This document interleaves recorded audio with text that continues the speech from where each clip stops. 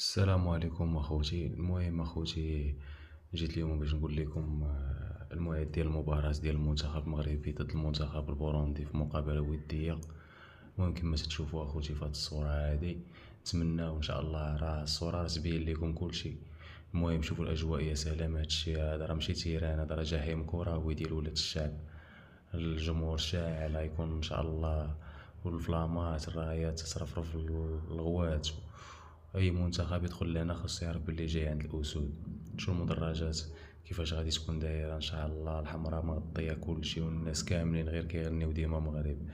هادشي ماشي غير ماتش ودي، هادشي راه حرب كرويه ديال الفرجه والمتعه. الجمهور المغربي باغي السينما الكرويه، انا بغينا نتفرجوا، باغي التيكي تاكا، باغي الاهداف، باغي التباديل. فهمتوني اخوتي؟ المغرب داخل بقوه الضاربه، واللاعبين عارفين بلي الجمهور باغي الفرحه وباغي يشوف الاسود كي يدوروا الكره بحال كبار اوروبا. اليوم التيران غادي يغلي، والخصم غادي يحس بالضغط من اول دقيقه، حيت ملي الجمهور المغربي كيشعل المدرجات حتى اللعابه كيوليو وحوش. واللي مازال ما دارش لايك ولا سبسكرايب يديرو باش يوصل لك كل جديد اخوتي. وبعد هاد الاجواء الناريه يا ولاد الشعب، دابا غادي نمشيو للحاجه اللي كاملين كنتسناوها.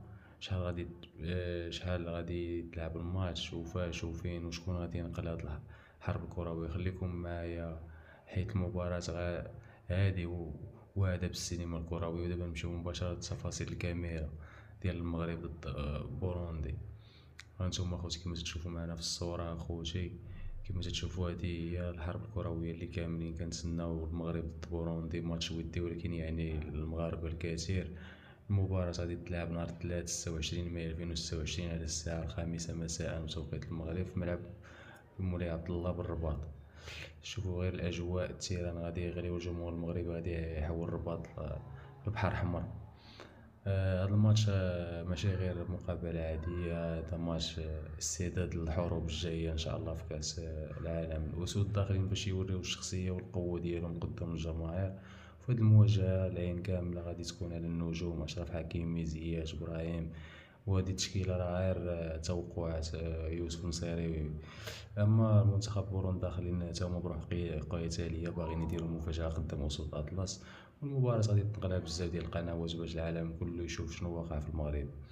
وانت يا ولد الشعب، شنو التوقع ديالك النتيجه؟ واش الاسود غادي يدخلوا بالقوه الضاربه؟ كتب لنا في الكومونتير، وما تنساش دير لايك وسبسكرايب باش يوصلك الجديد. ندخلوا اخوتي للصوره الثالثه كما تشوفوا معنا. العار يا ولاد الشعب، العار. شوفوا غير هاد التشكيله، والله حتى كتبرد القلب، والله غير هادي متوقع.